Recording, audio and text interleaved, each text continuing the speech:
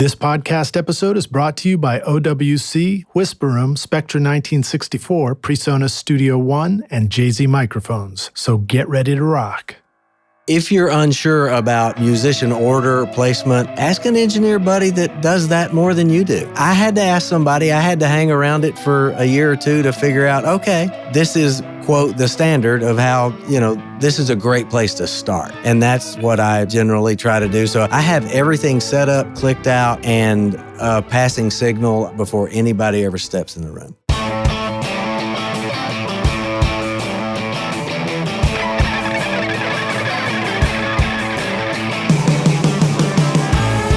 Welcome to Recording Studio Rockstars.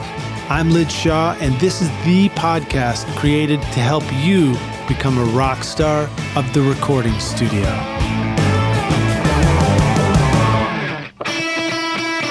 If you feel like the fast pace of computer tech has made your studio Mac obsolete, then think again. OWC is your personal studio tech for memory and speed upgrades, DIY installs, and used Macs perfect for recording and mixing.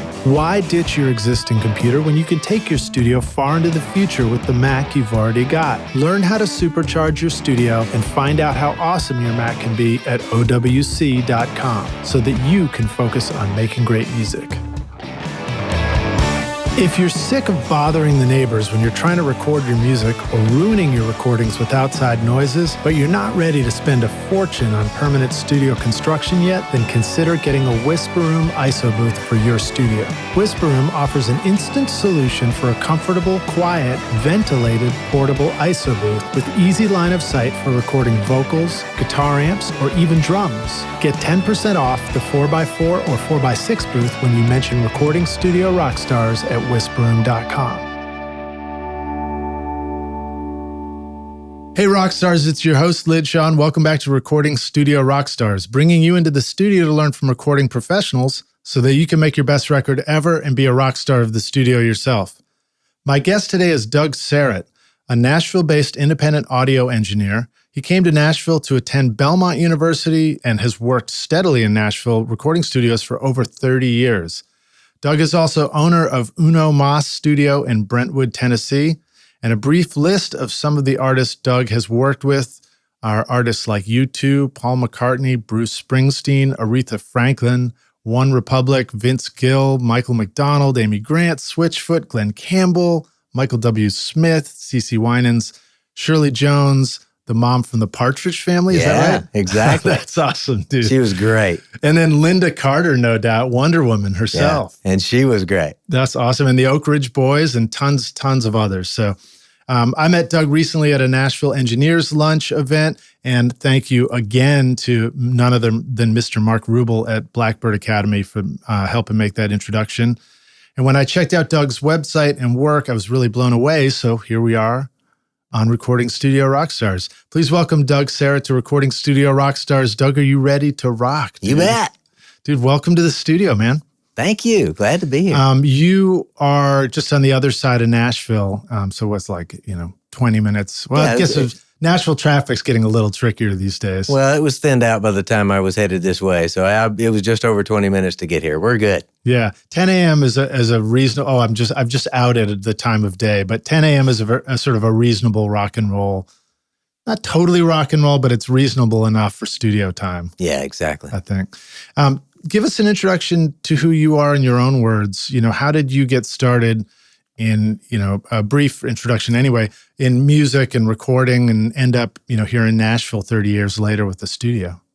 I moved here to go to Belmont. My dad gave me some of the greatest advice I ever got, I think, and it was pick a job you enjoy doing because you're going to be doing it a long time.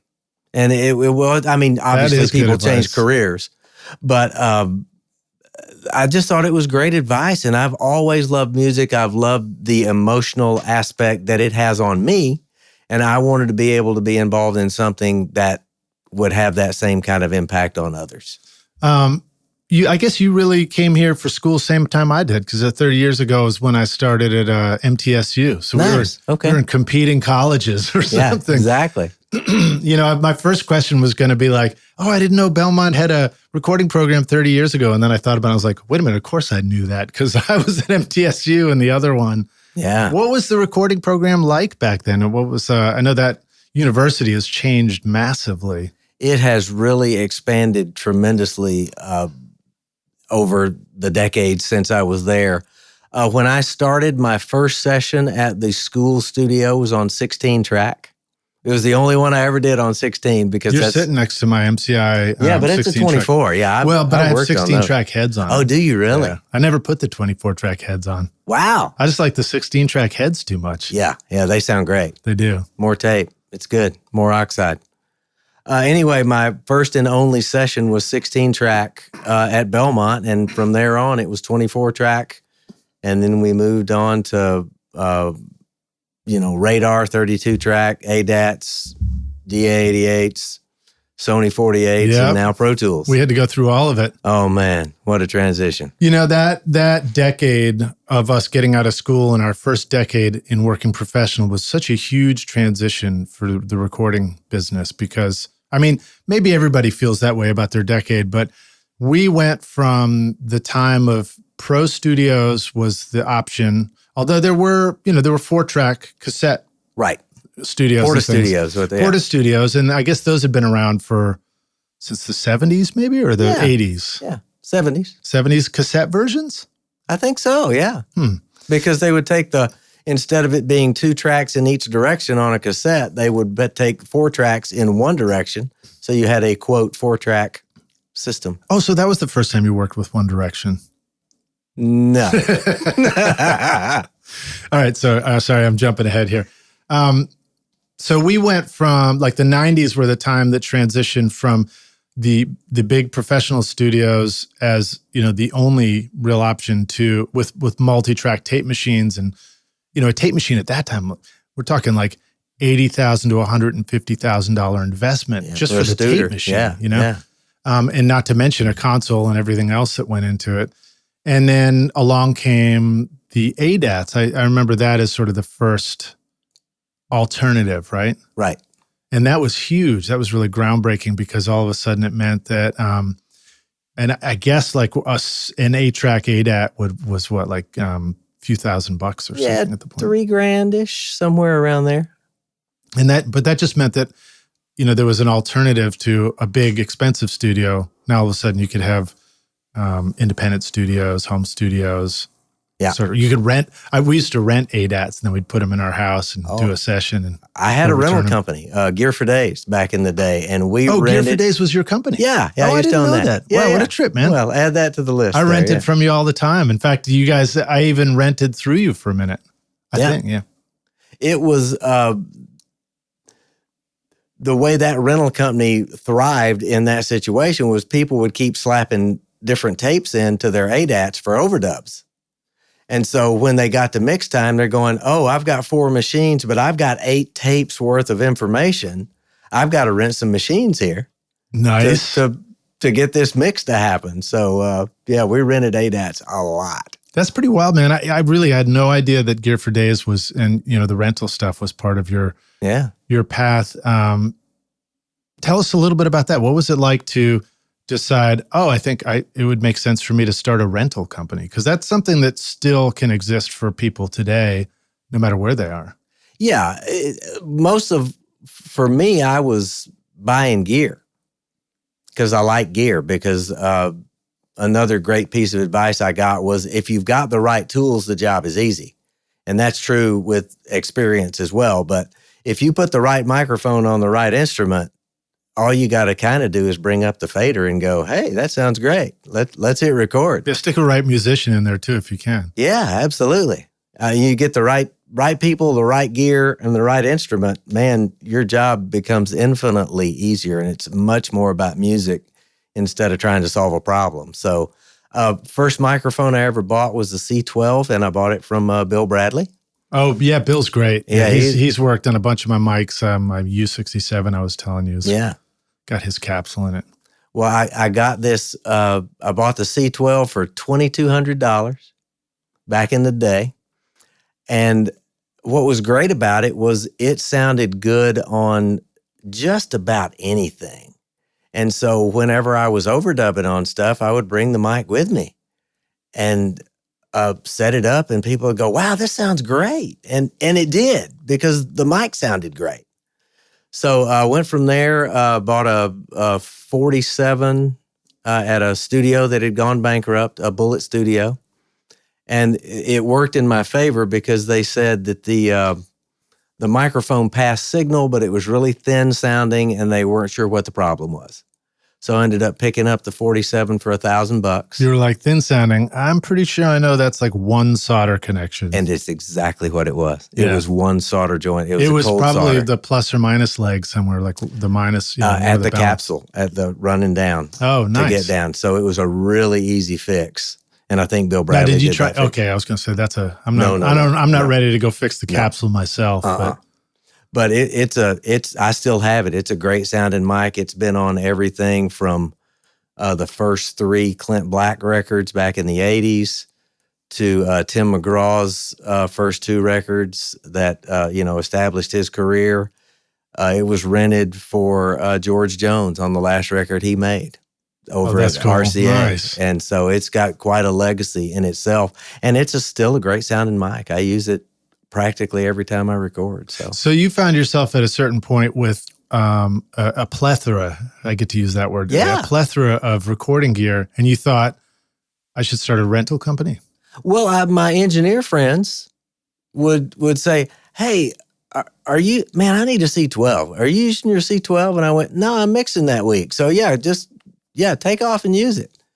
And then, at that point, the music industry was healthier, I guess would be the word. I don't know, but there was a line item in all the budgets for rentals and cartage and all those things that we don't necessarily have anymore. So I started renting it, and I would just send an invoice to whoever they were using the project on, and started making money, used that money to buy more gear. Bought a lot of Massenburg stuff because I feel like he makes great equipment as well. And then it snowballed from there to APIs to tape machines. I had a Neve BCM10 for a while. Love the BCM10. Man. So I got to have access to a lot of equipment just because of that side hustle of renting gear, if you will. Will you take a moment and explain to the rock stars what a BCM10 is? It's a Neve. It was like a Neve console. It was 10 inputs, and it was full of 1073s.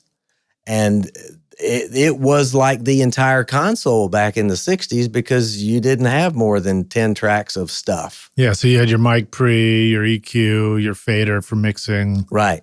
It did have some sends on it too, right? It did, for Q mix and reverb sends and whatever. Yeah, it was the console, but it was only 10 channels. And of course, it sounded great because it was full of 1073s. Yeah. Well, very cool. You want the critical details from your microphone to get through to your recording, and the Spectra 1964 101 amplifier provides just that. With unequaled headroom, low noise, and a linear output, irrespective of transient audio peaks. Used by Tom Dowd, Muscle Shoals, Stax Studios, and the Record Plant on records by ZZ Top, Aerosmith, Bruce Springsteen, and John Lennon, Spectra 1964 brings that same incredible sound to your studio with the new STX 600 mic pre with built-in comp limiter. Start making classic records again at Spectra1964.com. If you want a digital audio workstation that will give life to your music, from sketching a new idea to composing, editing, mixing, and mastering a finished record, then you want Studio One from PreSonus. Studio One is easy to use with intuitive drag-and-drop simplicity, making it great for beginners yet flexible and powerful for experienced producers. Whether creating beats, recording a band, or composing a blockbuster film soundtrack, you will find everything you need to create your masterpiece. Download your free version of Studio One Prime and get started now at PreSonus, wherever sound takes you. Give us, we don't have to stay on the rental thing for too long, but share with us something that was a challenge for you in starting a company idea like that. Really, really going bold with something like that. I think the challenge was time management more than anything, because I would have to I was still doing sessions. I was Right. engineering because, Right. and I reached a crossroads at some point. I'll chase a rabbit here. That I'm going, do I want to be a gear rental guy or do I want to be an engineer? And my heart was still, and still is very much, I want to make music and I want to affect people with the quality and caliber of music I'm able to be involved in. But the gear rental thing turned into a really substantial side hustle, if you will. So I ended up hiring employees. Once I reached a point of I would leave the house at 8 a.m. and drop off gear and then go to my session at 10 o'clock. And then at the end of the day, if they were done with it, I would make the loop before I went home to pick up the gear. That was such a wonderful thing about working with you guys in a gear rental company, is that idea of, especially in a town where it's all local, is you guys literally included in the rental would be like a van coming by and dropping it off and picking it up. It was such a great thing. Yeah. And then there was also this great concept of the 4-day week. Right. And then what was I don't know, there was another number for a month or something like that. Yeah, it was maybe a 12-day month. I don't remember, but it was. So what does that mean? It would mean if you kept a piece of gear for a month, you would pay for 12 days. Yeah. Or if you kept a piece of gear for a week, for 7 days, then you would pay for 4. Just kind of a quantity discount. Yeah. Kind of thing. And it was great. It really resonated because you were like, no way, that's so awesome. Have you seen anybody do clever quantity discounts in studio world, where it's like you have a studio and you're offering that to people? Back in that day, yeah, there would be the occasional, but it would have to be a couple of weeks at least to make it worth their while. And it becomes, at some level, a convenience for the product that's being provided because you don't have to think about it for a week or two. It's like, okay, I took it, I build it, and it's not a daily go drop it off, go pick it up, go drop it off, go pick it up kind of thing. Totally. Yeah. Well, I know that studios too, a lot of studios might sort of throw in the weekends and stuff like that too, because so a session didn't have to tear down even if they weren't going to work on the weekends. Very cool. So you did that. You were making records. What about at the early stage for you of sort of transitioning from school to finding yourself on pro sessions? I interned at a couple of different studios. Belmont, back in that day, they had a public relations group because, looking back, I realized they're just trying to drum up business, trying to get students to come to their school. And this group would be a 4-piece rhythm section and 8 singers and an engineer. And I had no idea what a gift had been given to me. I was available for work study at the school, and my work study job was to help with this public relations group that we went to high schools in the Tennessee area to try and get kids to, hey, I could go to Belmont to college. Oh, that's interesting. Yeah. Well, come to find out, the gift for me was that the band was Dan Huff and David Huff and Gary Lund as playing bass, and then a keyboard player named Kurt Howell, who's now an equipment rep for recording gear. And 8 singers. Jeff Balding was the engineer for the live group, and I was assisting Jeff. Wow. So I ended up being around this caliber of talent that I had no idea that wasn't normal. But it wasn't normal, and I'm really grateful that I was able to start at what I feel like was a step up. That is a thing that I've noticed about Belmont University in Nashville, is that they've always done a really remarkable job of staying connected to high level of talent in the industry. They're the ones who, this podcast isn't an ad for Belmont University, but I've just seen that it's amazing that they went and said, well, if the music industry is changing and the classic studios are, struggling to figure out how they're going to survive, well, we'll just go purchase the studio and we'll now own it and it will belong to us and it'll stay there, Yeah. So I think they have Ocean Way and the Quonset Hut and more than that. Are there more studios? Yeah, I think Mike Curb was instrumental in Quonset Hut and RCA Studio B. B, maybe, yeah. The small one. Yeah, the small one. Because Dave Cobb's in the big one. Right. Who ended up with the BCM10 we talked about earlier. Oh, nice. Good move, Dave. Yeah. Nice piece of gear. Dave, we'll have to have you on the show to talk about it. And he's making good music with it, which there's some reward in that too. Yeah. But, and then they've got studios on campus as well for students to, besides Ocean Way and those others that are kind of off campus. Well, that's cool. Well, so moving forward, now you have a studio of your own, and tell us a little bit about, what's your studio like? How do you, when you go to work every day, what are you sitting in front of and next to and surrounded by? When I started, it was a Neve 8232 with flying fader automation, and at some point in the process of all these tracks that kept getting added, 32 faders was not enough. So I had to go to a Euphonics CS2000. And then October of 2018, I unplugged the CS2000 because I had been mixing in the box for 3 years anyway. So I was really comfortable mixing.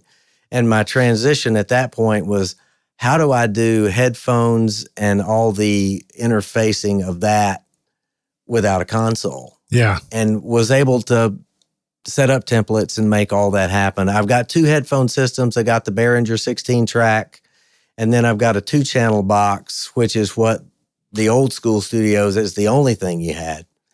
And the old school box I generally use for vocals and for any orchestral kind of like strings or brass or woodwinds kind of overdubs. Just because it's easier, I put, and they're used to it. And by easier, I mean that's what they're used to.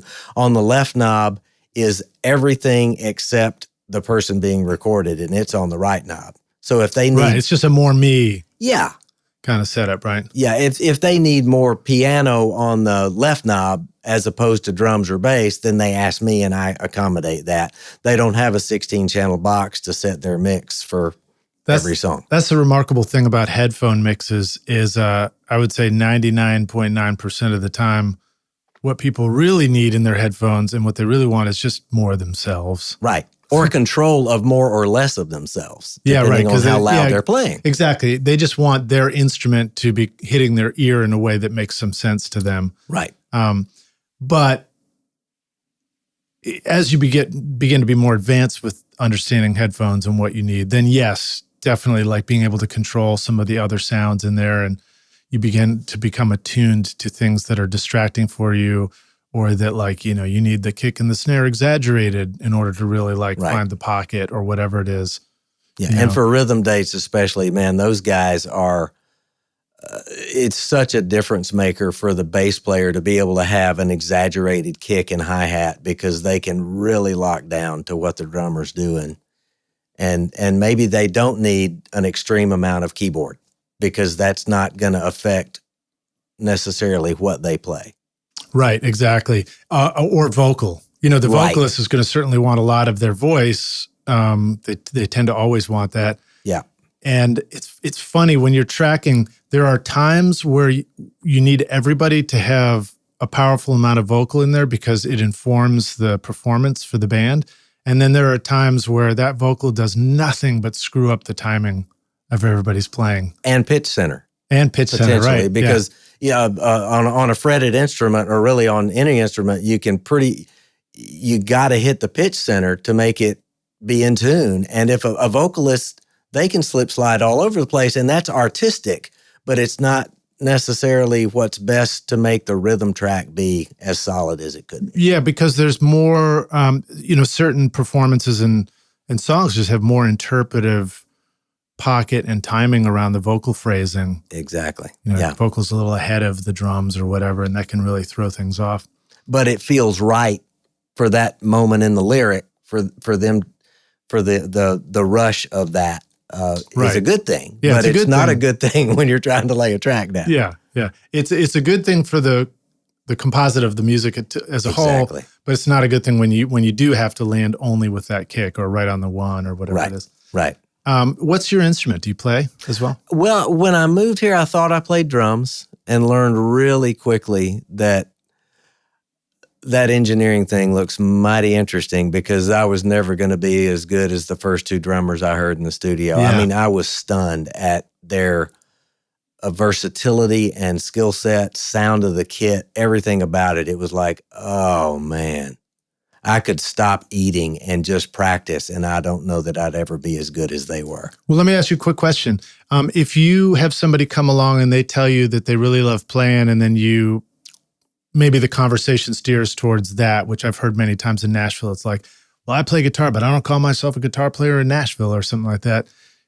If you get the sense that somebody is hesitant to give up on their instrument and focus on the engineering side of things, do you have like a kind of a go-to advice for them if they really do want to excel at their instrument?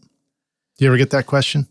I not off the top of my head, I don't remember it happening, but my advice would be to be really great at what you want to be really great at. And if it's guitar, go for it, man. Yeah. This town is loaded with guitar players, but you know what? Great guitar players are great guitar players. Right. And if you're great at it, you're going to get the work. Yeah. And I decided that, engineering was that for me because I didn't feel like I could ever reach the caliber of talent that I saw of the first two drummers I ever, was able to be around. Are you sick of microphones that make your music sound harsh and brittle? The new Amethyst mic by JZ Microphones brings you a rich, warm tone with perfect detail using the golden capsule technology. Resulting from 30 years of microphone design, the Amethyst is hand-built using carefully selected parts with Class A discrete circuitry, extremely low self-noise, and an advanced shock mount to make sure your recordings sound awesome. This is my voice on the Amethyst right now. Use the limited time coupon ROCKSTARS to get 50% off the Amethyst mic at jzmic.com. So now you have a studio that is very in-the-box centric. You've done the console thing, you've done the tape machine thing. Yeah. Do you find that you like to keep a lot of that kind of old school studio technology around to interface with the computer too, or just do consoles and tape machines just sort of get sold off? I still like trying to get it into Pro Tools as well as I can possibly get it in there without making a decision that's going to handcuff me later. But once it's in the box, I stay in the box. It's really rare. If I've got to get out of the box to hit a piece of hardware, then so be it. And if that's what it takes to make it what it ought to be, I do. But it's the last resort because there's so much. Default. Yeah, there's so much you can do now with plugins and manipulation of waveforms and just all of the things that the box allows you to do. I've got great outboard gear, but I try to use it to get what I'm recording into Pro Tools the best way possible. Yeah. So all that to say, the hardware, I've still got 4 1073s and 2 1081s and a bunch of API pre's and Massenburg compressors and EQs. Did I see some DBX 160s in the rack there too? DBX 160, got a pair of those, man, on kick and snare. There's nothing better in my mind. So when and how would you use those on the kick and the snare? Would you use it as part of the tracking? Oh yeah, move. I would. Okay, so let's go right there. Where does the DBX 160 go? How do you connect that? I don't know anything about the studio. What do you do with these things? I would my general for kick and snare, I would say Massenburg preamp to a API 560 graphic EQ, and then to the DBX 160, and kind of knock the tops off. I don't want to take the dynamics out of what the drummer's trying to accomplish, but I'll turn it down as low as 1.5 to 1, 2 to 1. So that's the needle. Is the gain reduction of the needle is moving, right? Okay, right. So that I'm not. I don't want to clamp it down, but I do want to be able to control it. And frankly, I kind of like. I feel like the DBX 160 adds just a bit of snap, a bit of attack to the kick and the snare to make it punch through the way it should. Yeah. Well, one thing about thinking about it, like knocking the tops off. So when you say the tops, we're talking about the transient, exactly, like the spike on the Pro Tools screen of where that hit happens. And by knocking a little bit of that top off, it actually lets you have a little bit more breathing room, sort of fatten the gain on your kick or snare and inside Pro Tools. That was the thing that tape did Yeah. On its own. It just actually didn't like hit a soft ceiling. Well, and getting back to that transition in the 80s, another Nashville engineer, his first place I remember hearing the story was Chuck Ainley, and he had cut to digital. And we were so used to tape compression and what it did. And he got to the mix and things weren't doing, and he realized, I'm not getting any tape compression. So he put compressors not all over the place, but on the things that tape compression really made a difference on. And that's how you had to kind of compensate for not having tape compression with the digital recording format. Yeah, it's an interesting, tricky balance. So do you feel like that a lot of the techniques for how you capture an instrument in the recording process have changed from the tape days to the digital days? Have we taken some things for granted? Like, would you have tracked a kick and a snare through a compressor to tape back in the beginning? I didn't. So I would say so. I certainly didn't back in the day because I could always easily get to it later if I had to. Right. So it matters the format it's captured on. Yeah. And I've certainly heard a lot of people talk about that the idea of with digital now you have to try a little harder to make sure that things, I don't want to say, I'm going to say less perfect, Like you don't want everything necessarily pristine all the time. Sometimes you do want recordings to be very pristine, and other times you want them to have a little funk on them or a little, little dirt, little grit, grit, little harmonic distortion. Right. And that's what makes it sound right to us. Yeah. And I guess that's a nice thing about digital is you have much more wiggle room where you can go either direction and it's going to work in both directions. I think so many of the plugins now that I'm interested in are the ones that kind of jack things around. Okay, this is clean and beautiful, and I just need it to be gritty. And I'm not saying to make it not quality, but I am saying to make it's not as interesting to me clean and pristine for a particular genre as it would be if it's just got some hair on it, like on a B3. Yeah. That's got to have some growl because it's the nature of the instrument to me. Otherwise it just sounds like we're at polite church service, right? Yeah, exactly. Well, guitars are great examples too. I mean, guitars, it would be obvious to us. It wouldn't make sense. Rock and roll wouldn't make sense without distortion. Yeah, exactly. It wouldn't necessarily be the same kind of rock and roll. Although Elvis they didn't have a lot of they had grit, but it was clean stuff. But distortion hadn't been figured out yet. Yeah, it hadn't been figured out yet. All right, cool. So you mentioned something a moment ago about headphones. We were talking about that. I thought I'd circle back for a second. Talk to us a little bit about some of the important perspectives that each musician is going to want in their headphone mix that really makes a tracking session go great. For example, you had that one project that we included in the YouTube playlist of your work with Tim Akers and it looked like a full band doing Uptown Funk in the studio. Yeah. Amazing sounding stuff. Amazing performance too. But that's a great example of a variety of musicians. You got drums, you got bass, you got a guitar player, you got horn players, you've got vocalists, BV and lead. What are the things that really, when you were figuring out your headphone situation with Pro Tools, what are the elements that each musician is going to want to have in their headphones, with 30 years of experience on your part? Well, in a situation like that, drums are generally down to maybe 4 tracks. You'll have the kick and snare separate and then everything else on 2. And then I can change the balance. In terms of a headphone mixer? Of a 16-channel box, yeah. And then that leaves you room to give everybody else kind of their own fader, and they can have as much or a little of themselves or anything else that they need. Now, well, I guess my question is, those are the things you send to them, but in your experience, you've gone and listened to their headphones and seen what people actually do with their mixes. Right. And I'm curious, what your insights are about that too.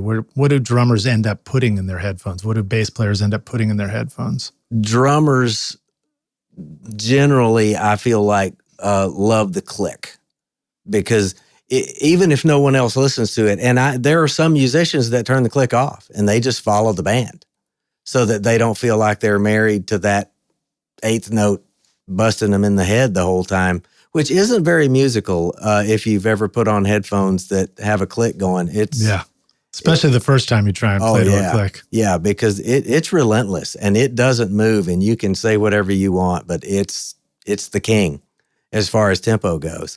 So the drummer generally has a lot of click and kick and snare. Not so much toms and cymbals. Very, really the cymbal bleed into the other mics is enough for them. They don't require a lot of overheads, but I need them, for mix control later. Singers want to hear themselves, and some want reverb and some don't. And you work with the same people enough, you just know, okay, this singer wants a bathtub. They want to be swimming in reverb. And this other one, if I put that much reverb on them, they start singing sharp. And some are going, I don't want any reverb at all of any kind. And some, with all those variables, they want a ton of themselves or very little to none of themselves, because they're, again, it's such a personal preference. And that's what's great about having a multi-channel box, is that they can make those choices, and everyone else can too. I'll just use the drummer. The drummer's not going to want a vocal, because the vocal can slide a downbeat and be very musical about it, but that's not going to help him. That's what the click is so paramount for, to stay at a steady tempo and let the singer do their thing, but not affect him necessarily. Yeah, and usually we're all counting on that drummer to lay down the trust factor exactly for the song. And if anything else is not with the drums, let's fix the anything else. Right. But let's count on the drums to be the thing that is our reference, our backbone to the whole song. Right. Exactly. It's not always the case. If you're tracking sort of a real band performance, then sometimes there's the slushiness of the whole band that plays together, but those are probably non-click moments anyway, right. Non-click performances. And not everyone cuts to a click, and that's okay too. But you've got to realize what you've done to yourself down the road. And again, it's okay. You just have to realize that if you're not to a click, then or to a grid really now with Pro Tools, that's gonna affect how you do things further down the road. Totally fine. Whatever makes the music the best. I'm for that. Okay, so 2 questions for you. I always do this 2 questions thing, and then I ask the first one, and it's so complex that we come out like we're lucky if we circle back to the second. But the 2 questions. So the first one is, what are some thoughts that go through your head when you're recording the band, the artist, and you're about to suggest that this song might do better with a click or without a click? And then the other question is, if you do it without a click, what are some of the things that the rock stars listening now should be aware of? These are some of the spots you're going to have to watch out for, as far as like continuing the song and finishing it with overdubs if you didn't record with the click. If the song's a steady tempo, I'm going to say go to a click. If you want it to breathe, then give people permission to let it breathe. And professional players here are skilled enough that they can lay back and they can, move ahead, maybe going into a chorus kind of thing, and leave the click, but not really leave the tempo, just for that energy. So all that to say, if the entire song is a steady tempo, I would always say go with a click. Do you really want the neighbors banging on the ceiling when you're trying to rehearse or record your music? Do outside noises and computer fans get into your studio mic and ruin your recordings? You could book a pro studio to record every time, but that would add up quickly, and doing permanent construction to soundproof your studio could easily cost up to $100,000. And you can't take that with you when you eventually move the studio. Don't you wish there was an easy solution right now? Whisper Room ISO Booths offers a simple way to install a comfortable, quiet, ventilated ISO booth in your studio with easy line of sight for recording vocals or even drums in a variety of sizes. For 30 years, Whisper Room has been solving studio isolation needs with ISO booths that are shippable, portable, and can be assembled in an afternoon. Now you can get pro vocal recordings right in your home studio, practice whenever you want, and start using real guitar amps again. Get 10% off the 4x4 or 4x6 booth when you mention Recording Studio Rockstars at whisperroom.com.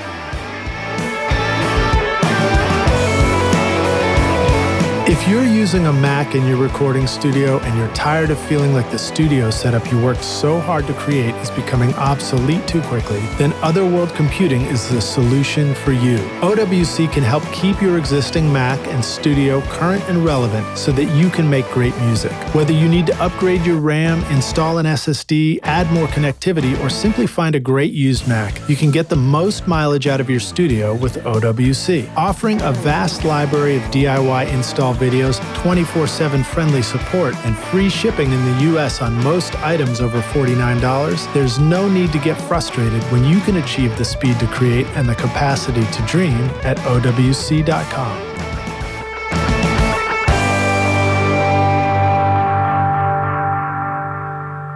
What are some cues to you? And you may be working with such good musicians that this doesn't come up much, but I know, in amateur land and in a lot of home studio lands, this will come up.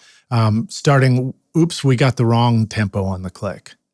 What are some things that might cue you or clue you in to know that the tempo was wrong and that we need to change the tempo of the click to keep working forward? If there haven't been demos done beforehand, that really so much of what I like to do before we get everybody piled in the studio is to have a roadmap before we ever walk in the room. And so I would want to know the key of the song, what the dominant instrument's going to be, and the tempo. And if the demo of it feels good, if the tempo's 78, then the tempo's 78, and it felt good on the demo. The fear is that when you get in the studio, adrenaline gets going and everybody wants to just play it faster because they're excited and it's new and it's a rush.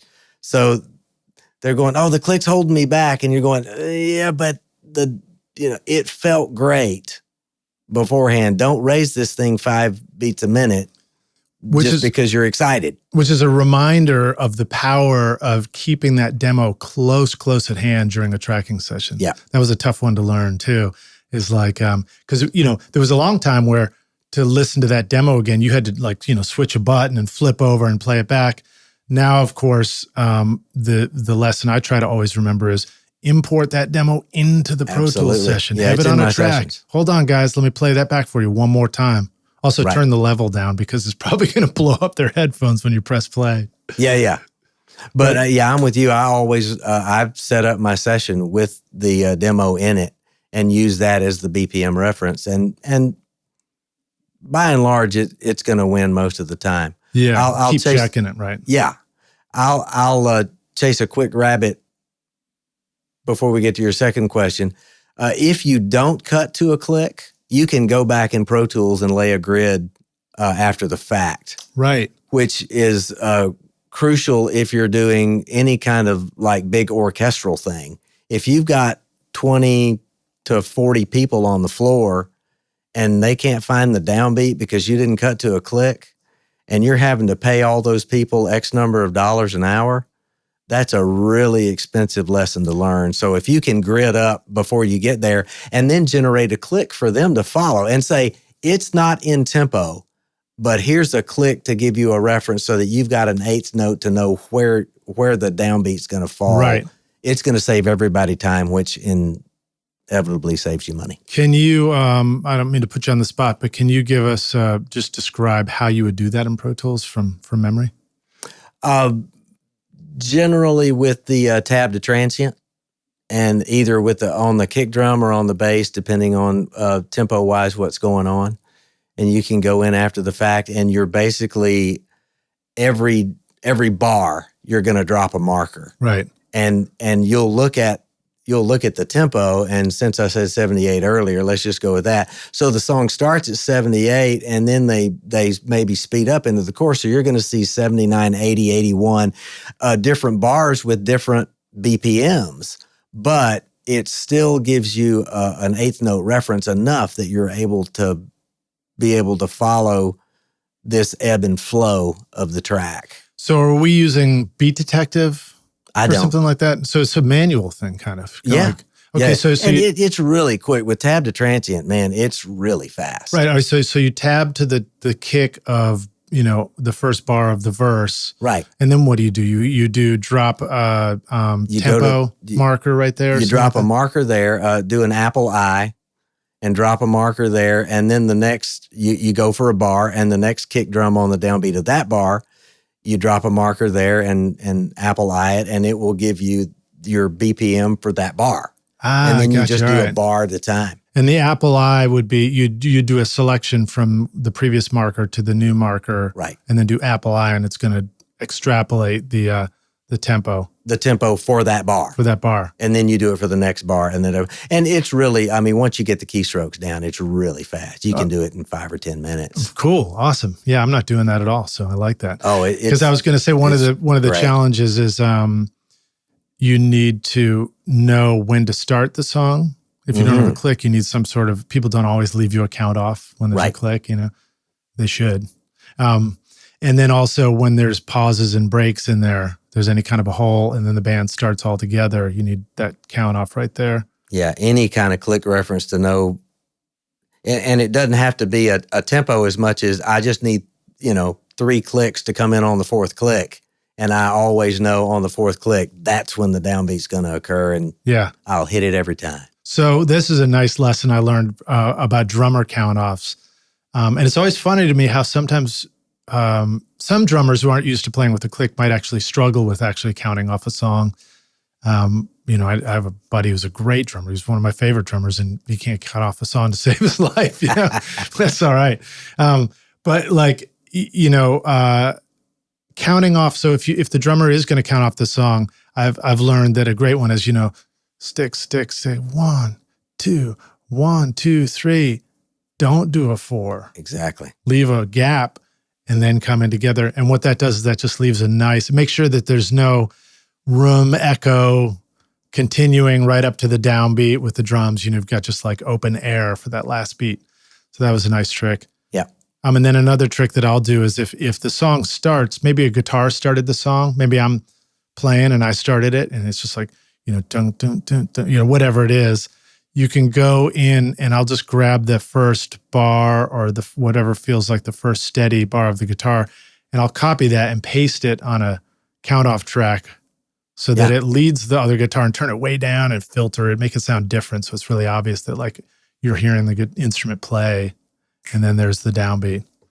And I've even gone back and put a verbal count in front of that. Same kind of thing, just so that there wasn't a count off, so we created one after the fact. Yeah. It's those are whatever works. Those are easy. When you learn them, they're easy, quick things to do that before you knew how to do that, you could see a band losing an hour in the studio trying to figure out how to start a song with an overdub and everything. Yeah.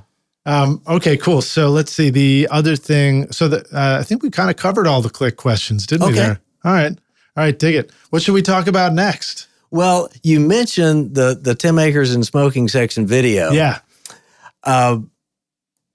The true confessions time here is that was someone asked, "Hey, where'd y'all record that?" And the joke was Dropbox Studios. Nice.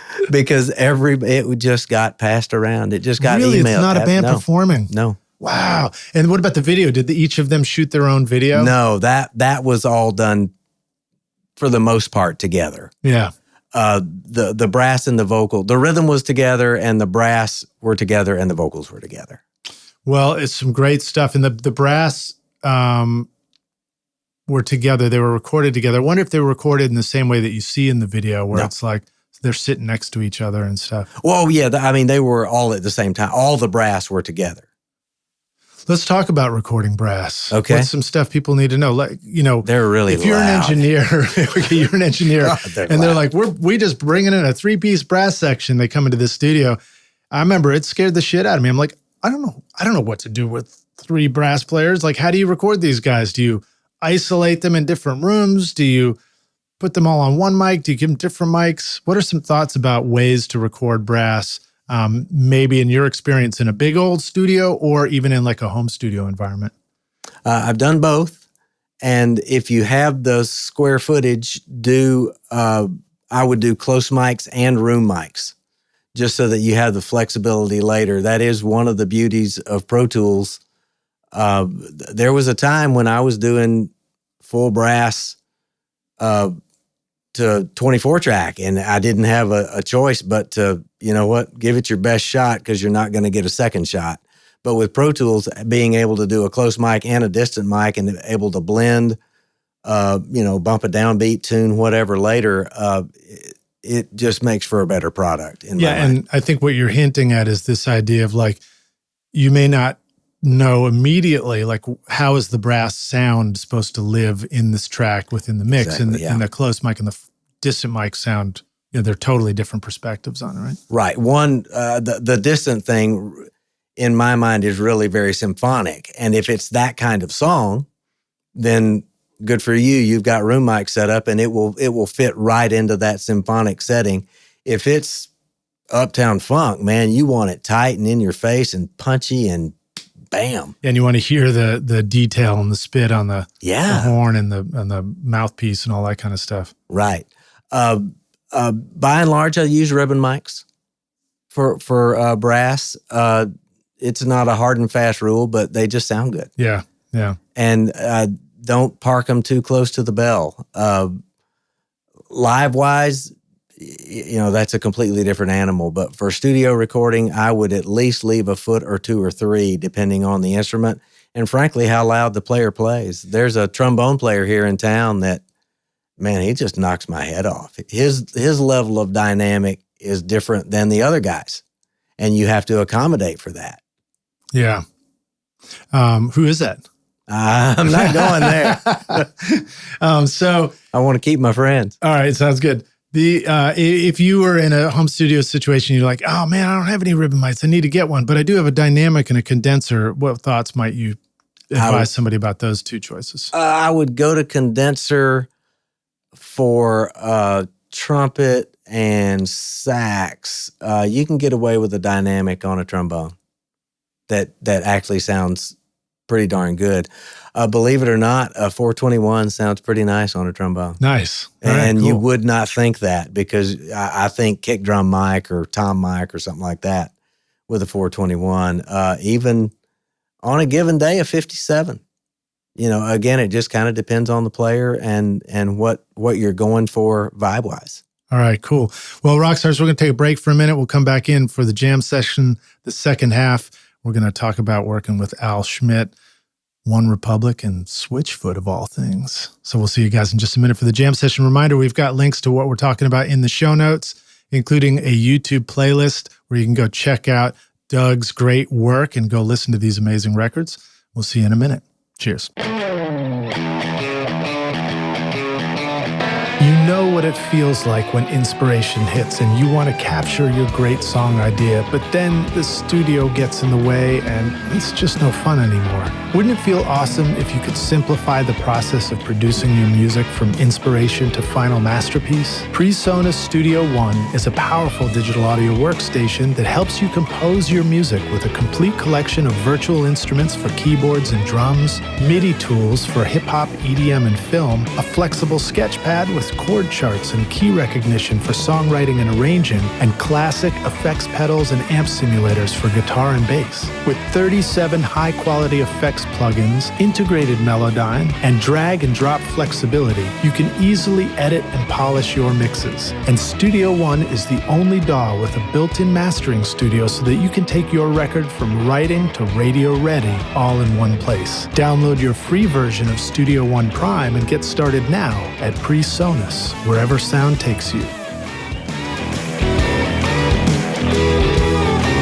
If you want to capture every nuance of a great performance in your studio, then you're going to need to start with a microphone that is crafted with great care and attention to detail. JZ Mics in Riga, Latvia designs amazing sounding microphones that are handcrafted with jeweler's precision to bring you incredible detail in your recordings. At the heart of JZ microphones is the unique golden drop capsule design, which uses a lighter, faster diaphragm that delivers great clarity and fidelity while avoiding distracting colorations and distortions. This is my voice right now on the new Amethyst microphone with Class A discrete amplifier circuitry, extremely low self-noise, and advanced built-in shock mount technology to bring an expensive sound to your studio for an affordable price. JZ offers a 5-year warranty, free shipping to the US, and a 30-day money-back guarantee. Plus, for a limited time, you can use the coupon code ROCKSTARS to get 50% off the Amethyst microphone at jzmic.com. Hey, Rockstars, we're back now for the jam session. My guest today is Doug Sarrett, joining us on Recording Studio Rockstars. We're going to dig into some cool record-making questions and talk about some of his projects. Doug, you ready to jam, dude? Yes, sir. Bring it. All right. So one of the people that you've worked with is Al Schmitt.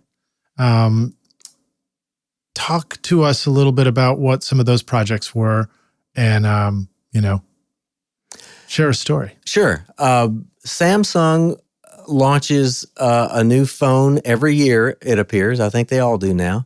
And they wanted a theme, and they've been doing a theme every year.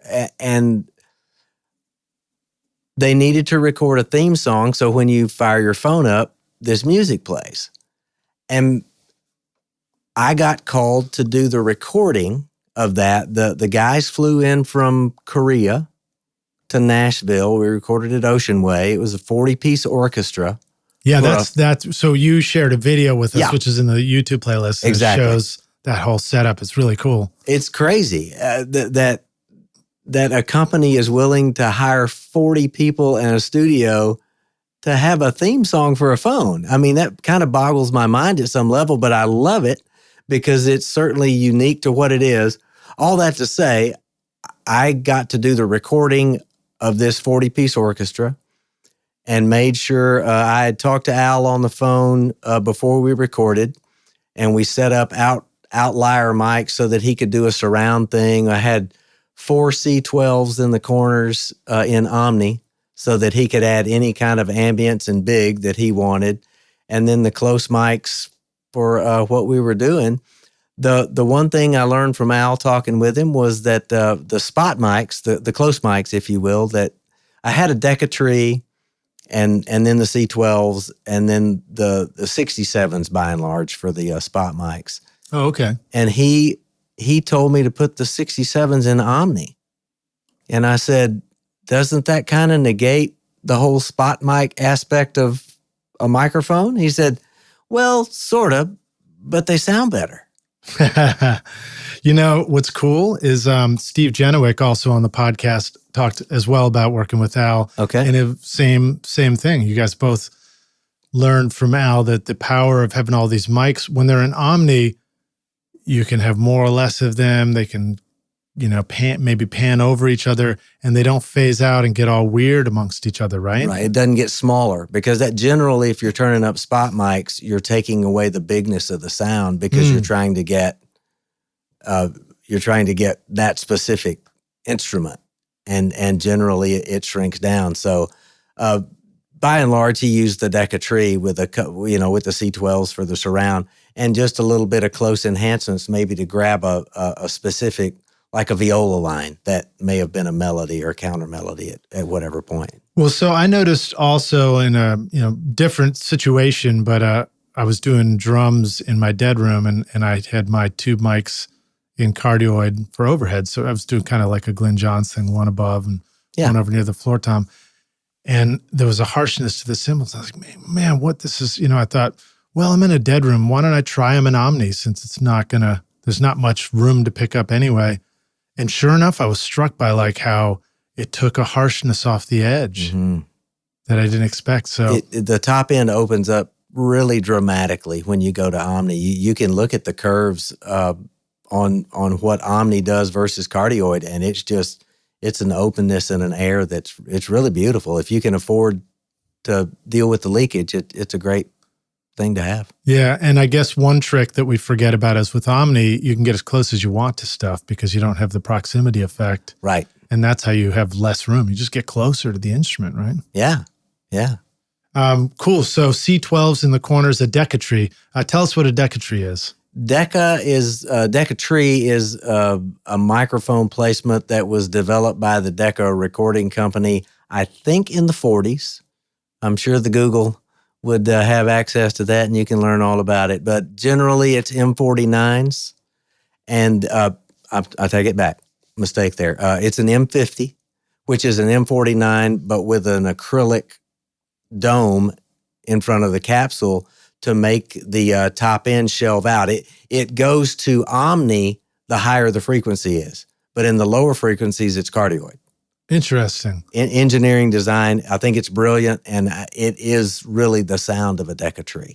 Interesting. So that makes sense. So the highs going to Omni is what we just talked about, sounding Open. smoother and more open. Exactly. But the lows is sort of the tonality of the instrument. So the directionality maybe helps you localize it or something. Yeah. I don't know. Yeah. Don't I sound smart? I just made that up. Good for you. The Decatree is I view it as you're miking the room, and then you put musicians in a room. And now if you need more or less of something, you push them back or pull them forward or tell them to play out, or, hey, violins at bar 17, give me a little extra dynamic there so that you're going to mix yourself. Now, is there anything to having all those mics on an orchestral session where you need to check the polarity or the phasing or any of that kind of stuff? How does that come into the picture? Yeah, it very much plays into the picture, and everything is clicked out beforehand to make sure that everything is absolutely in phase with everything else. So is it strictly polarity? It's either A or B, or is there a timing thing that you have to adjust between different microphones? The time, it's an A or B. The timing thing is what the room does to it. The Decatree is specifically, I believe it's it's 3 feet from the center point, 3 feet to the left, 3 feet to the right, and 3 feet to the front of the center point. And that's 6 foot wingspan. Honestly. And that's the general setup for a Decatree. And then the C12s were in the corners, really just to give him also something. Also an Omni? To do. Yes. What does it mean to click it out? There's a box. I think Cricket is the manufacturer, and it puts out a pulse that has a phase relationship positive. It starts with an up and then goes down, and you put that in front of the mic, go into the control room with the receiver, put it in front of the speaker. And if it is a positive polarity, then it turns green. And if it's negative, it's red. And you want everything to be green. So somewhere along the way, somebody holds this clicker in front of the microphone, and then they listen in the control room. And if there's a polarity issue, you hit the button and make it green. So is that a two-man job then? It is a two-man job. Okay. And then that makes sense hearing that, on like a big orchestral thing. Do you think that same kind of clicking technique can work for checking the mics on a drum kit, or is that something where you really just have to use your ears in the control room? I would absolutely, I'd do that on drum kits. Oh, you do? Oh, yeah, I do it on just about everything. And it always works, or do you have to go and undo a decision when you hear it later? In other words, is there something funny about the proximity of all these mics on the drum kits? And maybe the fact that they're cardioid that somehow bucks the science of clicking it out? It could. I don't necessarily think. I feel like you're guessing. If you're not clicking it, you're guessing. And if it's, you can change it after the fact or before. I'm talking all of this is happening before we've recorded a note. So I feel like if you did that, and if you're going, it's still not what I want to be hearing, you can hit your polarity switch and go, you know what, that's out of polarity. but I like it better. Right. That doesn't mean you got to know the rules to break the rules. And I would always go with the rules as a start and then see what you can do to manipulate it after that. Yeah, at least then you're flipping polarity on something, knowing that it's an intentional flip. Exactly. And it's not kind of just a nice mistake. to be able to say, the kick is in phase, and I've chosen to make the overheads out of phase. Yeah. As opposed to, because the other way you could end up with a kick that's out of phase and overheads that are in phase, and maybe you didn't know, but the other way would have sounded better. Right. Okay, cool. Any other stuff that you enjoyed learning, working with Al? Oh, also, let's describe this theme song thing. So one of the cool things in the video is Samsung has some little 6-note, ding, ding, ding, ding, ding, ding. I don't remember how it goes, but wasn't the goal to compose a whole orchestral piece around that in the same way that you've composed a film score or something like that? Exactly. And that's what it started with, and then we just expounded on that to include a full orchestra, and we got to record it here in Nashville. The guys took the hard drive, jumped on an airplane, flew to LA, and Al mixed it. And, I followed up with him after the fact and said, was everything okay? Is there something I could do different, better? Al Schmitt's the king as far as I'm concerned. He does orchestra better than really anybody on the planet. So cool. That's one of those funny things. That is a thing that would probably be tricky to transition from home studio into orchestra. You kind of have to go straight to the pro level and come up through the ranks there, I would think. Yeah, exactly. What was I going to ask you about that? I don't remember. All right. Well, so let's go to another artist. Let's talk about some of these other projects you did too. One Republic. Share a story about working with those guys. What was one of the challenges for you on that record? What'd you do? Keeping up was the challenge. Those guys work a lot, and they've always got several things going on. I'll tell you how we started with them. A guy that lives here in Nashville, Brandon Collins, was a roommate with one of the members in college, was a roommate with one of the members of One Republic. And they were in Europe playing the MTV Europe award show. And it was going to be on television. And Ryan Tedder's the lead singer of One Republic, great songwriter, great producer. And he wanted to have a string quartet on stage to play with their current single, which at that point was Let's Hurt Tonight. And they said, hey, Brandon, can you write a quartet chart for this? And send us a mock-up. So Brandon wrote a quartet thing to the song, sent them a mock-up, and they said, oh man, this sounds great. Thanks so much. Can you record that so that we can have a safety net in case the players aren't all they could be, that will still sound good on television because millions of people are going to be hearing us and we don't want to sound bad. So Brandon ends up coming to my place to record this quartet for us to email to Europe for One Republic to have on their television, not debut, but their television show that they were playing Let's Hurt Tonight. Right. So in the same way that some artists might have a backup singer that doubles the lead just in case, Britney Spears dancing around on stage can't hit the note, right, and it's still there, or multiple backups that are maybe even not seen. For a string section, you could have some string tracks to just make sure it sounds full, just in case the live stuff isn't coming across right. Right. Or there was pyro and there was all kinds of stuff going on, and I don't know in how. In the studio while you were recording? No, not so much. I've never been able to mic pyro. I've never tried. If I figure that out, we could both be rich. It was, I just didn't know what the stage volume was and how accurate the mics and how cleanly the mics will be able to pick up the players on stage. So I think mostly it was insurance. And I think that's more common now than it's ever been. And I get it, because it's like, singing the national anthem at the Super Bowl. You don't want to mess up. Right. Yeah, exactly. You want it to be great. If your audience is 1 million or 1 billion. Print the lyrics on the inside of your eyelids. Whatever it takes. Yeah, to not mess it up. And that's how that relationship started. And come to find out, the reason that they were in Europe at that moment was that Ryan Tedder was working with U2 on the last record that came out, and that's how I got to be involved in that one too. So that's cool. Yeah. Well, let's talk about U2 in just a minute, but before we do, Quartet in the studio. Now, this sounds like this may have been quite a different experience from recording the 40-piece orchestra over at Ocean Way. Yeah. How did you approach recording a quartet? What are some smart things to know? I think that's more accessible to most of us with home studios. If we might have an opportunity to record a quartet, right. What's a good way to approach it? Well, first off, Ocean Way's room is probably 40 by 70. And that's what it takes to have that many people in the room there. The quartet was recorded at my place, and the room is 11 by 20. So it's, that's much more home studio size than Ocean Way will ever be.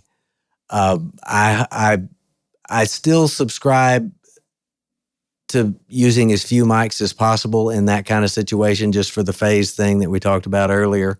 I put the C12 up as a room mic. I put a single mic up for 2 violins, another mic for a viola, and another mic for cello. Interesting. Okay, cool. And that was it. It was 4 mics. So how do you put up a single mic? Well, so where would you seat people in a situation like that? How do you put a single mic on 2 violins? I seat them in a crescent, just not a full semicircle so that the ends are facing each other, but really a chevron is actually, if you want to look that That's one what up. It's called, a chevron? The shape is the chevron, like, on an army, the bars. Oh, yeah. That's a chevron. Okay. And I would do 2 like this a V way. Almost, yeah. Yeah, just a really wide V. Yeah. I would do 2 on one side, 2 on the other, and off you go. Okay, so here's a quick question that I think I had to learn is, do you just decide where you want to put everybody, or do you go, how do quartets typically sit together and play together? And that's the way they sit. Yeah, I've done enough orchestral stuff to know that, there is an order, just like there's a woodwind order and a brass order. So it's from my left to right, it's 2 violins, a viola, and a cello. Right, and that's the way it would look on a stage if they were playing together.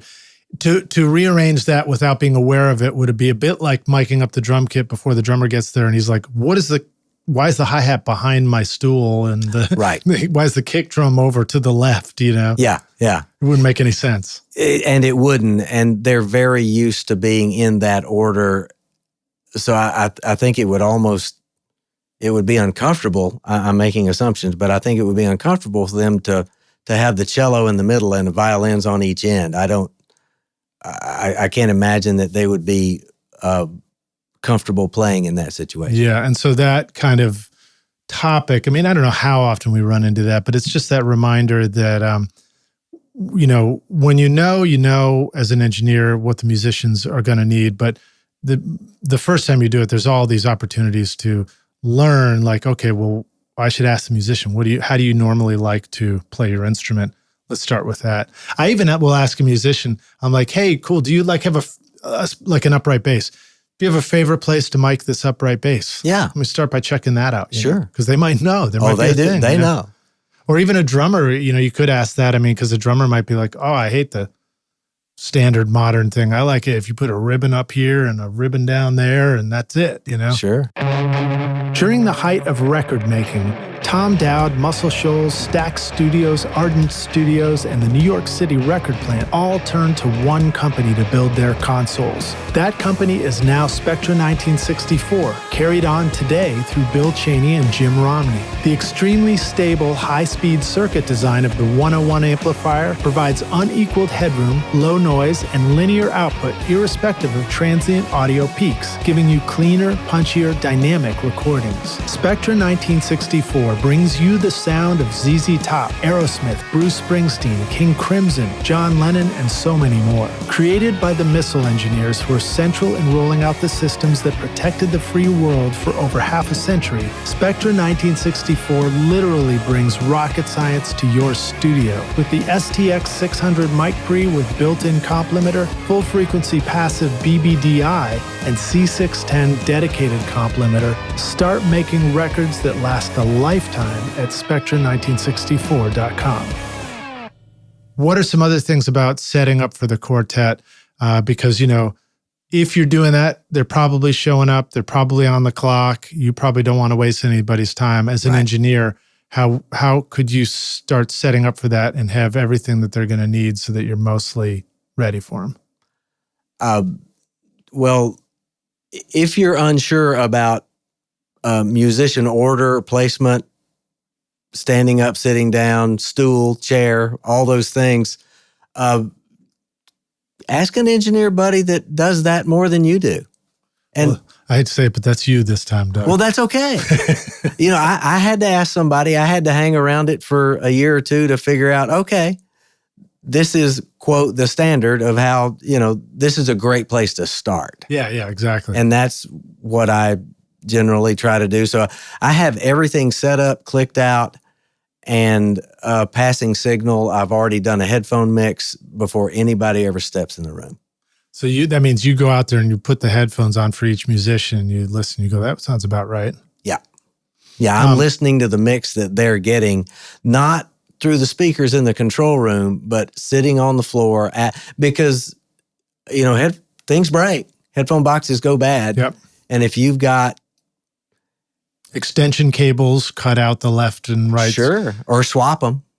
Yeah, here's a common one for the extension cable on the headphones. They go like, I can't hear any bass at all. I don't hear any kick. And, you're like, I'm cranking or vocal or something like that. Yeah. And then you're like, hold on. You go out and listen. And the left and right are shorting out. So it's canceling everything. It's like flipping phase and canceling what's in the middle. Yeah. So that's a good sign. If people are acting weird on the headphones, go put them on. It could be broken. And I try to get the box close enough that they don't have to use an extension thing because they're just not well made. Yeah, no, and usually they aren't. Just straight out of the headphone into the box, whatever that takes to make that happen, to have one less variable to mess up. All right, so more geeky details about setting up for the string quartet. They might need music stands in front of them. Absolutely, with stand lights. With stand lights, all right. Battery stand lights, okay? Sure. Okay, all right. Make sure as bright a bulb as you can get, because some people are going to want to, hey, let's get a little ambience going here and turn the lights down, and it's like, I can't see what I'm playing. Right. But you can still have the vibe, but have a stand light to be able to see your music. Yeah, because those string players are going to be reading music. Yeah, they're not making things up. If it's not a note on a page, they're not playing it. Yeah, exactly. That was an interesting thing to learn working with orchestral musicians in the studio. Like, I would just, come up with something there. They're like, Yeah, but you've got to understand that it's times 4. You've got to come up with something, and now everybody's got to memorize that. Well, it's a huge time waste. And that's okay. I mean, if you've got the money for it, that's fine. And they don't mind head charting that kind of stuff, but you've got to understand the cost of 4 people times what they get per hour plus a studio plus an engineer. Yeah. That's an expensive proposition pretty quick. All right. So you got 4 seats or stools. Quartet chairs. Yeah. If you had to guess, would you say most quartet players just want a folding chair? Yes. Okay. So you got 4 folding chairs. You got 4 music stands in front of them. Right. Where are we putting the spot mics? Above. And which mics are we choosing off the bat? Sure. Well, the room mic was the C12. And what I've been doing lately for the violins, probably 3 feet above the instrument, a Gaffel UM70. It's a great mic. I wish I had one of those. Mic. I've got 2. They're really wonderful. And so you're putting that 3 feet above the violins, right between the 2 chairs, sort of looking down. Yeah, and it's cardioid. And is it above where the bow is hitting the string, or is it sort of above and looking towards the violins, like from the music stand perspective or something? No, it's really above their head for the violins, and shooting down where the bow is on the string. And cardioid would be a good starting. Mm-hmm. Okay. Yeah. Well, yeah. All right. And then do we want to put low cuts on that, or just let it be full frequency, full range? I do full range, and now my template has an EQ high pass EQ on it, just because I at the mix decision. Right. Right. I don't think it would hurt me to high pass violins, but with a cello or a double bass, it certainly could. So Yeah. I just have in my template on every mic input, I've got an EQ high passed at 80, I think. If our room isn't as big as your room, can we get away with that spot mic being a little closer on the violins, or do you start to have diminishing returns where it gets too scratchy and detaily? Yeah. I would say as far away as you can comfortably get them is really what you want to do, Right. because you're gonna get enough attack just by the nature of the instrument. Now, if you were doing a fiddle session for a country thing and it was a solo fiddle, that's a little bit different. Yeah. And I would choose a different mic. Like I would just move the C12 and put it a foot or two from the fiddle. Because you do want more detail. Yeah, because they're going to be driving it, or it's going to be a solo thing. They're working. Usually, a fiddle thing is kind of working around the vocal. Right. When there's a gap, they're gonna do a little turn or a counter melody or something, and you want that to be a little more aggressive than trying to make it sound like 4 people working as one unit. It's a guy. It's almost like another voice. Yeah. It's a trade. It's, there's a human voice, and then there's the violin, the fiddle voice, and doing Right. trade-offs and stuff. Okay, so now let's move over to the viola. What do we do with the viola? Viola, same thing. And I try to measure, and by measure, I don't necessarily mean a tape measure, but like I'll have the mic 3 feet above the violin too. KM84 is what I'm using. For the viola? For the viola. Is that small diaphragm? It is. Interesting. So the Gefell is more like a medium diaphragm, Oh, right? it's a large diaphragm. It's large, yeah. Yeah, Interesting. honestly. So do we think about small versus large as we almost think about like the Gefell is a little warmer as Yeah. a large diaphragm, and that's a good balance against these, small, tiny metal strings on violins? Exactly. And the viola is a darker instrument, so the brighter mic is a good balance for that. Yeah, it keeps me from having to twist a knob. And where you've got to EQ. I think it's inevitable. And most of the EQ I do is subtractive. Okay. If you can pick the right mic, then you don't have to EQ, which takes phase relationships out of the picture a lot more than if you're having to overcompensate for a dark microphone that you need on a bright end. Is you need subtractive EQ understood to be more phase friendly than additive EQ, or is that not necessarily a thing? I don't know that I could technically answer that, but it certainly feels that way to me. All right. That's where I start.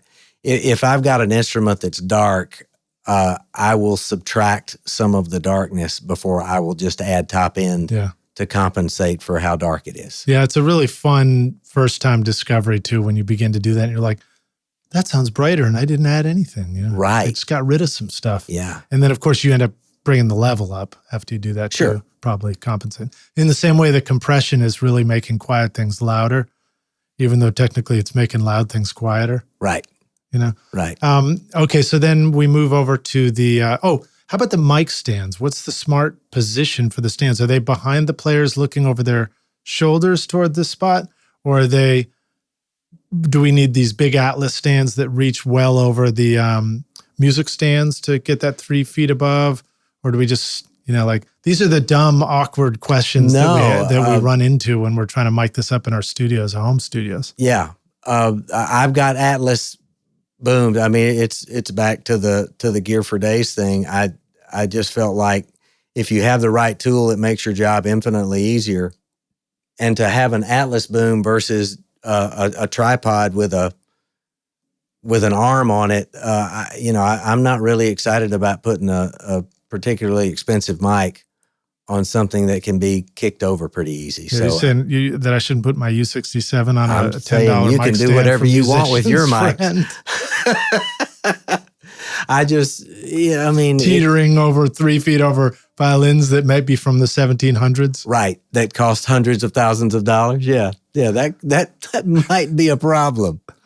All right, But I use Atlas booms. They're good. Just with the Atlas booms thing, what are the use cases for a boom stand, an Atlas boom stand, or any other brand in a studio where you're like, oh, I should invest in some money and some stands because I'm going to use them often for these applications? What are the first ones that come to mind for you?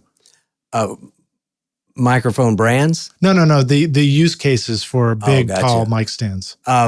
String, certainly. Anything that you're going to have a mic significantly over your head, even if it's a foot over your head, that's a long fall and can cause a lot of damage to the mic if it hits the wrong thing, and it can. The other thing, honestly, I like about the Atlas boom is it's weighted at the bottom, and it's a much smaller footprint on the floor.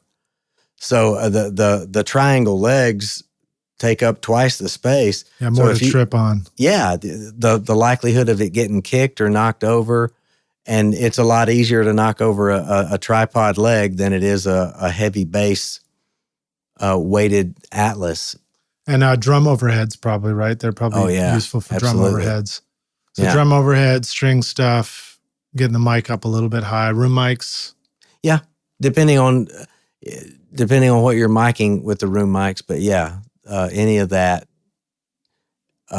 If it's going to have a long way to fall, you want it on something that is not likely to fall at all. So you're not going to need it so much necessarily for vocals or for, although sometimes people use big ass mic stands for vocals too, but you don't necessarily need it for vocals or acoustic guitars or guitar amps or bass amps or any of that stuff. Right, and the like kick drum mics there's you just get a small stand again with a small footprint that you can manipulate around the drum kit pretty easily. Yeah.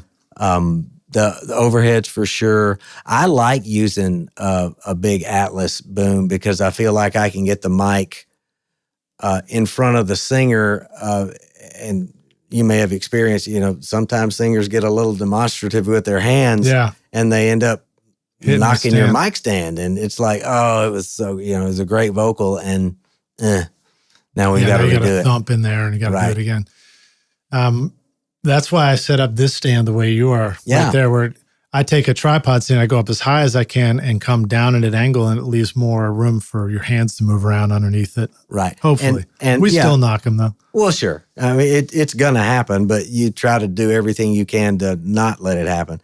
But even for musicians, like for a guitar player in this situation, he can move his music and get to that without bumping a mic stand and comfortably, keep the song going. Yeah. Okay, so let's move over to the cello. What are we doing with the cello? How are we miking that up? Cello is a 47 that I hang it just above the stand light. So it's far and away the closest mic of the group. Because that's closer than 3 feet. Yeah. And how many feet, how would you describe how far that actually is as we're trying to visualize it? Maybe a couple of feet, but it's also in one way, it's very much in front of the soundboard of the instrument, just like hanging the UM70 above the violins is above the soundboard of the instrument. You want to put the mic where you can get the most volume out of the instrument and then blend it to taste in the control room. And so we're picking a 47 as a tube mic. Yeah. And we're picking a 47 because I almost envision it as a combination of the large diaphragm tube gives us the warmth in the low end of the cello, but a 47 sort of also has this upper mid presence to it. So you're getting the bow action and things like that. Exactly. In a perfect world, I'd have an M49 on the cello because I think it sounds, depending on the cello, a little bit better than the 47. But you accidentally put them all in the Decatry earlier, so that's why you don't have it. Thank you very much. And what have you got left? And it kind of comes to that some days. All right, so then you mentioned a C12 as the room mic. Are we talking about a mono Omni room mic, or we have a pair of C12s? I did a mono. And what's the smart place to put that? Do you just listen to the Quartet and wherever you like the sound of them, that's where it goes? I actually set the C12 to the middle of the room, not in the center of the room, but in the middle of the width of the room, and then set the chairs up around that. So It's looking toward the apex of the chevron, rock stars. Exactly. Thank you very much. We've learned words today. We have indeed. Apex and chevron. And that is the penultimate quartet miking setup right there. What do we need to know about the mic pre side, or are we compressing this stuff? What are we doing to these sounds as we record them? And do we blend them together, or do we put them to separate tracks? I put them to separate tracks just because we can now. Back in the day, we laid all the strings to 2 tracks. And you better get it right. You better hope it was right. Yeah. And then it's probably smart for us to envision the final result of this too. So you can be recording a quartet that is playing only those 4 parts, and that's all that's ever getting recorded. And that might be one sound. I mean, I picture like the Beatles, Right. some like quartet in there playing something. I don't know which song I'm supposed to be thinking of, but Eleanor Rigby. Eleanor Rigby, thank you. You're welcome. But then you also have situations sometimes where you have the quartet and it's like, okay, now we're layering more strings on it. We're trying to make it sound more like a string section, like maybe it was 16 strings or something like that, right? Yeah. And in my experience, you lean towards that room mic more in those, like you said earlier, the room mics are more like capturing an orchestral version of something. We were talking about it with the brass section. Yeah. And the close mics is more like it's going to be an Eleanor Rigby. Right. If it's aggressive, you were asking about compression, and depending on the song, if it's Yesterday, that's not an aggressive song at all. So we'll stay in the Beatles theme here. So it really is. That was not a quartet; it was an octet. Right. Okay. And then I believe Eleanor Rigby was a quartet, and it's really aggressive. I mean, the cello he's attacking that bow, and that's part of the sound. I think the compression of that very much makes it the driving rhythm, not as much as a drum, but it's kind of taking the place of the drum in that it's doing the pulse of what's going on. Yeah. Well, it's such a great takeaway, what you shared with us about having these spot mics, but also making sure you got that room mic, and make sure that every one of those mics is killer on its own, because you might need it on its own at some point. Right. That might be what you're leaning on. And I remember like doing first string sections and I didn't know, somebody else was requesting it. Well, actually it was me requesting it on some of them too. And I didn't really know what the result I was going to go for in the end. It was like in a big experiment. So it's good to cover your bases by doing some of these basic things and making sure that what you've got is going to work for you, whichever way you want to go with it.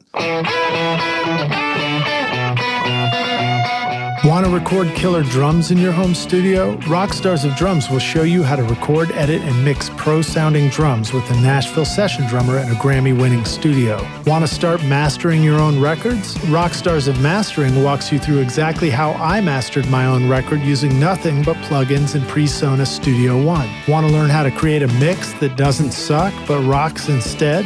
At Mixmaster Bundle, I show you how to mix using stock and free plugins so that you can have punchy, powerful drums, guitars that rock, bass you can feel, and a mix that is in your face. Plus, it's totally free as my way of saying thanks for listening. Then go to mixmasterbundle.com to get started for free now and look for the clickable link in the show notes below. U2 was another artist you worked with. Yeah. And there was a lot of strings on that session. Oh my gosh. Tell us about what that session was, working with those guys. Talk to us about managing all those tracks as well. It was, believe it or not, it was a string quintet. If you go listen to the feed, they did a specific mix called St. Peter's string version of Lights of Home. And all of that was cut in my 11 by 20 room.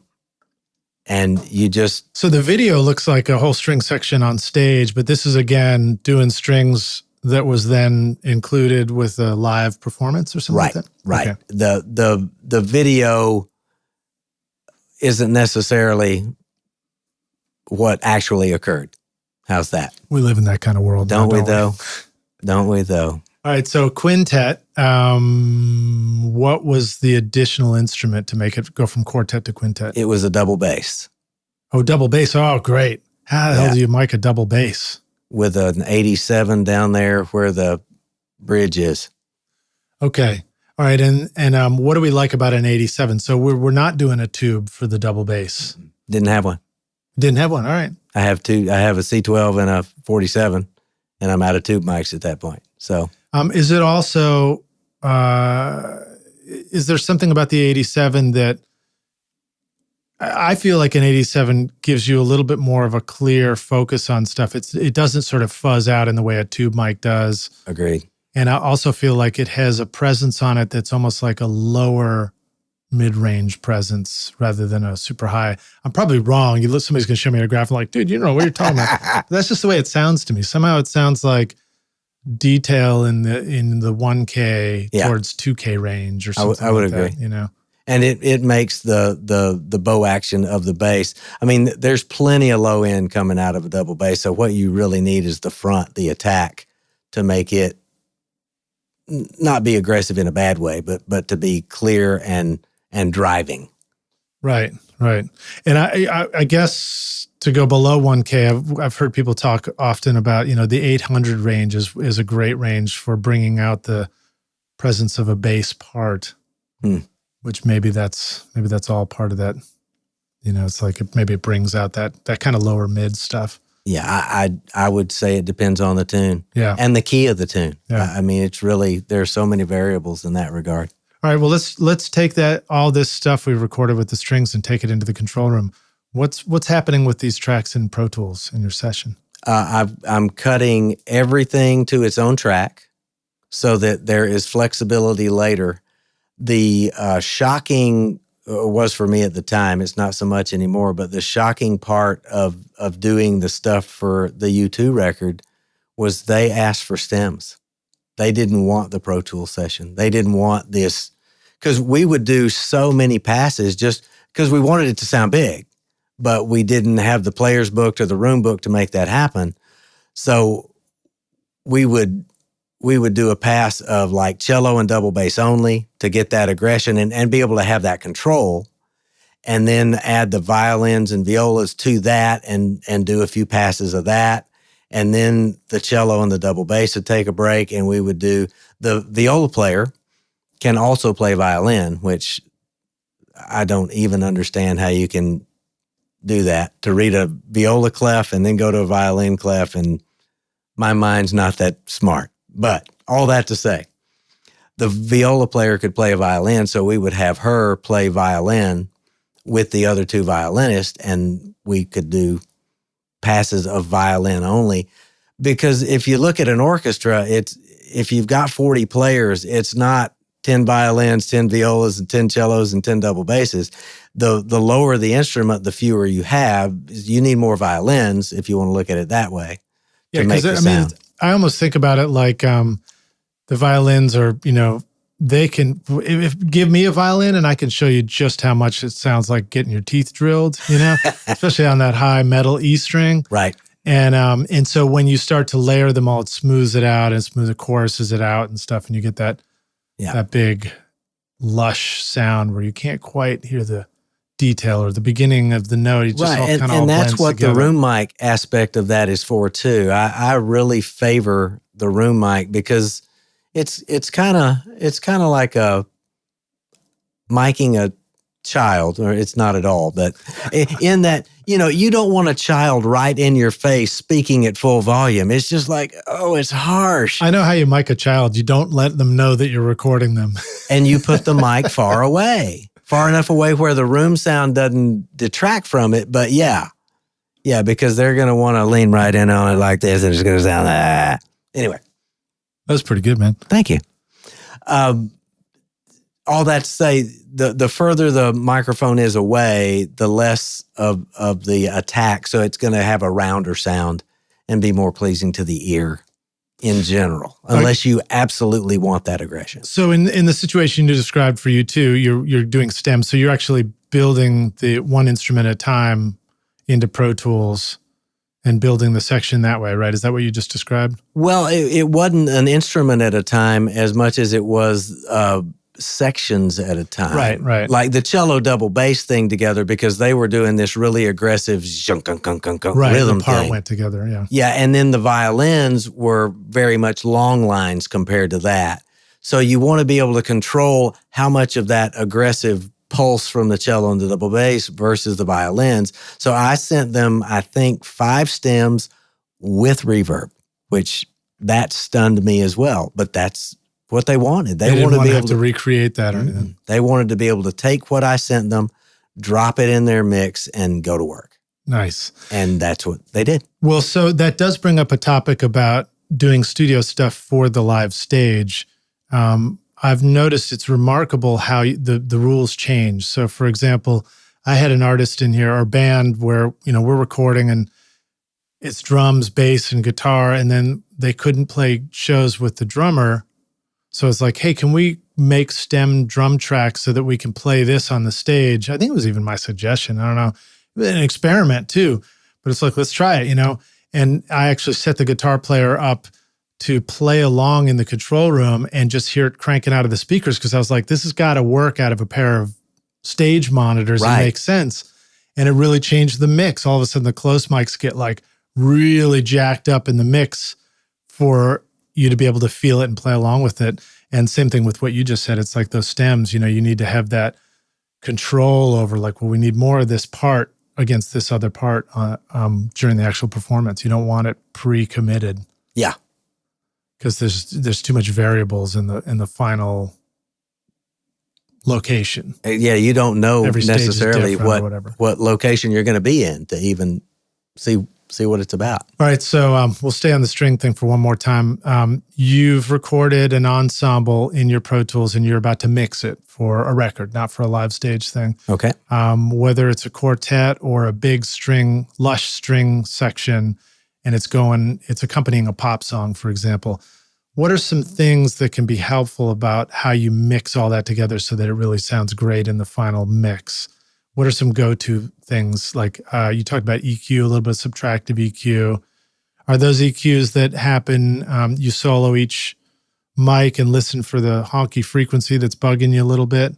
Are there some EQ things? Do you bus all those strings together through one bus? And that's what you're controlling in and out of the mix. What kind of effects are useful for strings?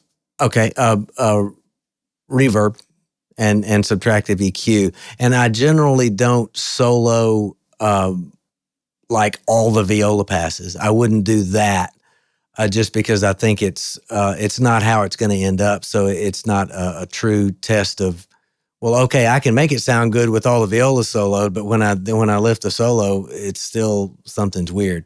So I'll take like a pass of strings and go, okay, which one's giving me a problem, and kind of solo around or mute around to see where that problem's occurring, and then jump into some subtractive EQ. So a question about your tool set. Yeah. When you're doing this soloing and muting, are you just clicking a mouse button like us, or have you found that like having some sort of control surface while you work is the way to go? I'm clicking a mouse. All right. Yeah. Okay, so you've got these things going together. You're using some reverb. How about, are there any other things that we need to be exploring? Like, do we want to be putting a tape plugin across our entire string section? Is that like the smart thing to do? Do we need to add a little bit of saturation and coolness to our strings to make them remind us of something? Maybe we're doing like old school soul stuff or something like that, In that situation, absolutely. I would say, do what fits the tune. It can be so radically different, just like the difference of the Beatles yesterday versus Eleanor Rigby. You would not treat those songs the same, other than, okay, it's strings, but they're not the same situation at all to me. I will say one of the crucial things for getting the string sounds is finding a way to pan them so that they complement each other within the stereo spectrum, and also know that the violins and viola can definitely take a lot more reverb than the cello and double bass should. Okay. The lower instruments, if you dump as much reverb on a cello as you've got on a violin, it's going to get muddy and weird and just not clear. I feel like you got to have a pinch on there to make it match sonically what's going on with the violins and violas, but you don't dump as much on a cello and a double bass nearly as much as you would on violins and violas. Yeah, these are great tips, because one thing that I'm reminded of is while an answer to any of these questions could be like, well, just listen to it and see what you think. The truth is, during the session and in the moment, we're usually striking that precarious balance as an engineer of like, I think I know what I'm doing, and I'm also slightly overwhelmed in the moment, and I'm at that verge of not trusting my brain. So it's great to hear these kind of go-to tidbits to remember when we get there and be like, I'm more likely to remember, oh yeah, that was great advice about less reverb on the cello and the bass. So I'll just start with that in mind, then to have to be like, okay, let me commit in the next 5 minutes to deciding whether or not I think there's enough reverb on this cello or bass right now before I move forward, Yeah. What about widening? I know one of the challenges for me in adding strings to a song, maybe a dense mix, is you feel that strings should be great on this, but sometimes you're like, if I turn the strings up, they're just taking over the mix, or I can't hear the vocal well enough, or something like that. Any thoughts about just finding a home for the strings? You just started to touch on that with panning. Yeah, I would, and a lot depends on how many passes of strings you're going to do. I've done as few as 3 and as many as 30. So with a quartet. 30 passes of the quartet. Wow. Yeah.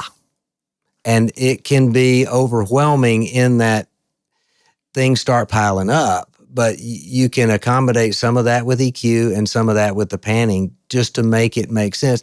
And you've got to understand that, everybody's not always important, and you've got to figure out when it needs to be important and when it doesn't. If it's a small number of passes, like let's say you've got a quartet and you're going to do 3 passes, have the third pass, have them play with mutes, which is a little thing they clip on their strings, which changes the harmonic, it changes the volume, it makes them softer, but it also changes the harmonic of the string vibrating. And if that third pass is a mute and it's kind of up the middle and the ones without mutes are left and right, man, it gets buttery really fast. And it's beautiful. I mean, it really is a smoother, better, you just go, oh, that doesn't sound like 4 players. That sounds great. Yeah, that's what we're looking for. Exactly. That's what made us go like, oh, this would be so great with strings on it.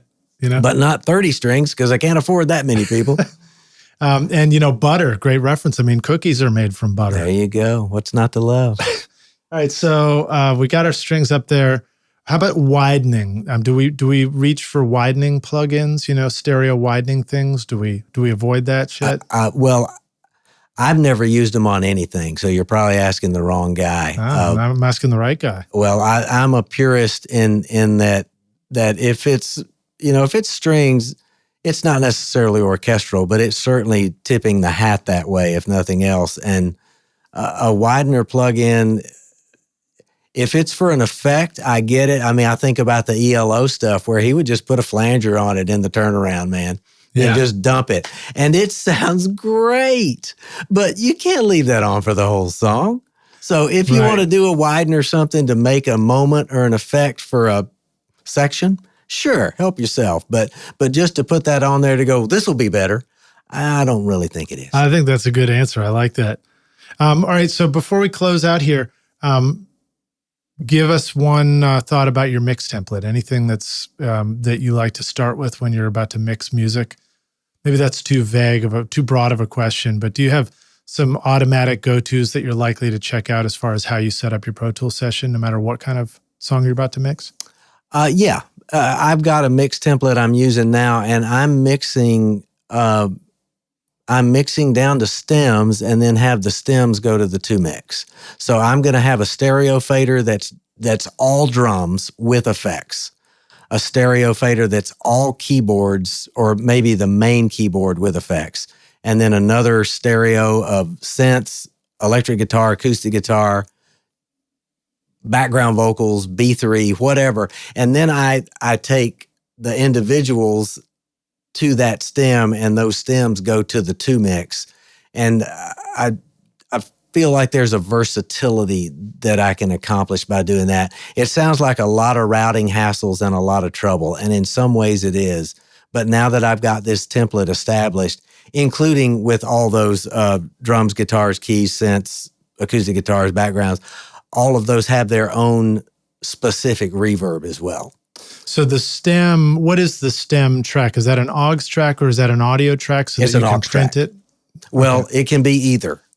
I mean, you can do an audio track and just put it in input, and then when it comes time, you can print it. But even if it's the same reverb, if I've got a plate verb on the piano and I end up putting it on the acoustic guitar as well, I just option it over to the acoustic guitar. So it's essentially the same verb, but it's not going everywhere. It's going just to the acoustic guitar stem and just to the keyboard stem. So in other words, if you listen to the acoustic guitar stem, you're going to hear the same plate reverb, but it's only going to be the acoustic going through that plate. Exactly. You're not going to hear a ghost of the strings going through it too. Yeah, or piano or whatever. Yeah. Okay, cool. How about the mix bus? Give us some things that might go on your mix bus. I'll do a little bit of knocking the tops off on the mix bus. I try not to get really aggressive in that department. We're talking about two-mix compression, bus compression now? Yeah. It's pretty rare that I will put an EQ there because I feel like if I've just got to brighten the whole mix, then I've missed it somewhere earlier down on the stream. What about an EQ that just cuts like 20 and below or 30 and below? Or I'm taking care of that, either on the stem or at the source. Okay, cool. Yeah. Backtracking for a half a second here, you'd be surprised at how much a high-pass filter helps a double bass. Yeah. Because your thinking is, it's a bass instrument. I'm going to let it go down to 20 hertz. And it's like, man, you can roll that thing off up to 50 or 60, 80, depending on the key of the song. And it really makes the bass more clear and more punchy and more aggressive. Yeah, that's side great. note. No, that's a great side note. And we've talked about that on the show. Those are tough lessons to learn that you start to learn to cut the lows on your kick and your snare. And you're like, but those are my lows. Why would I cut them? And right. It doesn't intuitively make sense at first blush. But once you try it and realize, that means it clears out space for, and then you can. And I think the takeaway is learning that you're not cutting the thing that you want in the end. You're just cutting stuff that you didn't realize was in there that you didn't want. Right. Right. Yeah. Great way of saying it. All right. Well, we're at the end here, but let me take you to a final closing question. This one is hypothetical. We're going to take the Wayback Studio machine, and you're going to go back in time, and you're going to go find young Doug arriving in Nashville. Maybe same time young Lidge was arriving in Nashville. You were going to Belmont or whatever, or before that, and you just say, "Listen, dude, I've come back. I want to give you this little bit of advice. Here's the single most important thing you need to know to be a rock star of the recording studio yourself one day. What advice would you like to go back and give yourself if you could?" Oh, wow. Pay attention. You're going to learn a lot more by listening than talking. And if you are in a situation where you can, which I was an assistant to a couple of great engineers, and you don't want to ask them in the heat of battle when you're tracking, but just kind of make a mental note, or if you have to write it down, do it and say, "Hey, I noticed when you recorded this overdub, you set the 1176 this way. Tell me why." And just learn by asking questions and paying attention. You can learn as much what not to do as to do. I've seen engineers try to take over the session from a producer, and nobody's going to win with that. Right. We've all got opinions, and usually I have interns on occasion, and one of my intern rules is show up. Well, I'll give you all of them. Show up, which means if you say you're going to be here at 10 o'clock, you'd better be here at 10 o'clock. Shut up, which means this is for you to watch and learn, not for us to learn from you. Right. Because apparently we're the professionals, theoretically. And the other is, if we want your opinion, we will hold you down and beat it out of you. Otherwise, refer to rule number 2 because you're here to learn. Yeah, or we'll hire you for it. Yeah. I think that was a tough one to learn as an intern for myself. Yeah. I'd love to ask a question in the heat of battle, and I really had some slaps in the face about it. And then the other reminder is, of course you have an opinion. You wouldn't be here if you didn't have an opinion. You wouldn't have chosen to do this. Right. So not sharing your opinion is no reflection on whether or not you have an opinion. I'll say as professionals, we're counting on our interns to not only have an opinion, but to have a fucking great opinion and to make the next best record that was ever made when they're ready. You know what I mean? Exactly. And to be able to go, after the heat of battle, after you're tearing down or straightening up or running roughs or whatever you're doing, and you say to your intern, hey, what'd you think about that guitar part on the bridge of whatever? And frankly, they should have an opinion because they should have been paying attention enough to realize, oh yeah, man, that turned out great. Or man, I would have taken it this way instead. And that's not saying what's there is wrong. It's saying I would have done it a different way. And that's the beauty of people. We all do it different ways. Yeah. I remember sitting there and being like, oh my God, that take was so great. And I said stuff I wasn't supposed to say in the studio. Dude, thank you so much for being on Recording Studio Rockstars. What an awesome hang. Oh, thank you so much. Was just it was great. That was just like I can't believe it's over. Non-stop, just waterfall of information. It was really good stuff. And we didn't cover so much of the pre-questions that we could have. I know, I'm such a cheater, aren't I? No, it's okay. I feel like we filled the time and filled it well. So really it's good. Cool stuff about string sections and everything. I had no idea we were going to talk so in depth about that. So I didn't either. But very cool. We'll just have to have you back on the show again later and we'll dig into more stuff. Part 2. Awesome. Works for me. Doug, let the rock stars know how they can find you online. Where should they go learn more about you? They need to come make their next hit record. What do they do? Sure. unomasstudio.com is the website. Email is doug.sarrett@gmail.com. If you're RRT. Yeah. Right? Find it in print somewhere. Right. Yeah, and you did. And you said it right, too. Congratulations on that. If you're brave enough to make a phone call, 615-351-4146.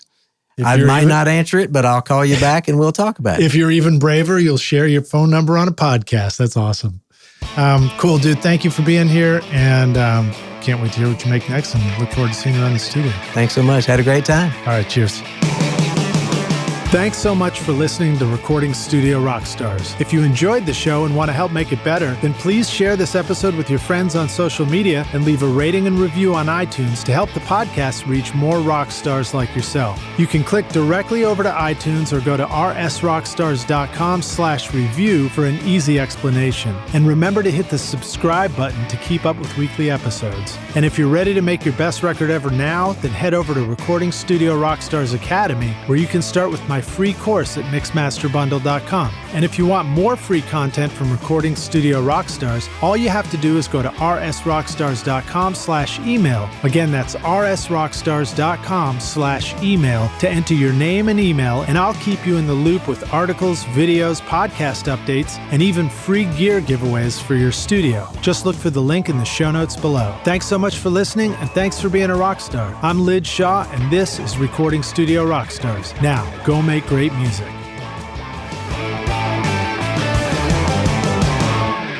Recording Studio Rockstars would like to give a big thank you to our amazing sponsors who helped make this episode possible. OWC, Whisper Room, Spectra 1964, PreSonus Studio One, Jay-Z Microphones, United Plugins bringing you Hyperspace, Royal Compressor, Fire Cobra, and Front DAW, and Audio Movers, helping stream high-quality audio directly from your studio. You will find links to all these wonderful sponsors in our show notes. These are all things I highly recommend for your studio. They're going to help you make your best record ever. So thanks so much for listening, and we'll see you guys in the next episode.